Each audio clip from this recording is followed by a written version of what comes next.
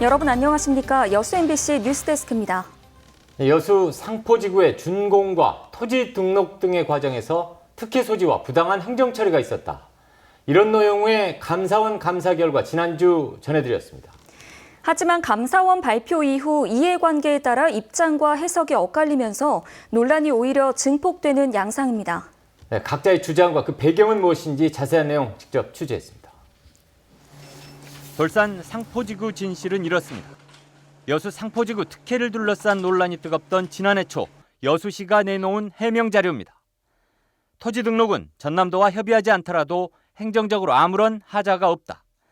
부실 논란을 낳았던 도로도 임시도로일 뿐이어서 토지 등록과 전혀 관계가 없다는 등 당시 제기되던 의혹의 소지들을 반박하는 내용들입니다.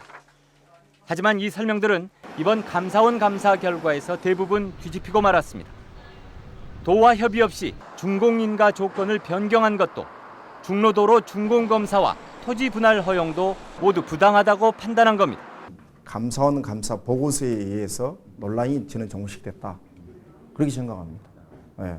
뭐 지역사회라든가 우리 특위에서 끊임없이 이렇게 논란이 되고 의혹이 있던 부분을 감사원 감사 보고 하나로 가지고 끝났다. 결국 시 행정에는 주의 요구가, 관련 공무원 2명에는 중징계 요구가 내려졌고 비판의 화살은 일제히 당시 시정 책임자인 주철현 전 시장을 향했습니다. 정결권자가 하위 직급자라고 한다고 해서 또 그에 대한 행정 책임을 묻는다고 해서 시장이 그에 대해서 전혀 책임을 부담하지 않는다는 건 부당하다고 할 것입니다. 하지만 주 전 시장 측도 전혀 물러서지 않을 태세입니다. 인척이 연루된 부분 등은 도의적 입장에서 사과하면서도 감사 내용에 대해서는 조목조목 반박하고 나섰습니다.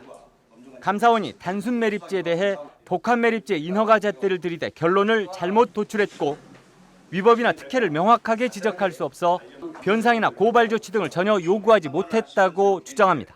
이것이 경찰과 검찰의 수사 결과입니다. 이런 중대한 위법이 있다면 담당 공무원이 고발되고 저는 시정 조치 받아야 되고 또 엄중한 처벌을 받아야 된다고 생각합니다. 그런데 감사원이 그렇게 안 하지 않습니까?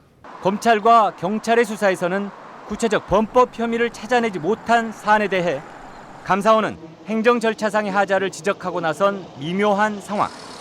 6개월 앞으로 다가온 총선의 이해관계와도 얽혀 상포지구 특혜 시비를 둘러싼 논란은 당분간 쉽게 가라앉기 어려운 분위기입니다. MBC 뉴스 박광수입니다.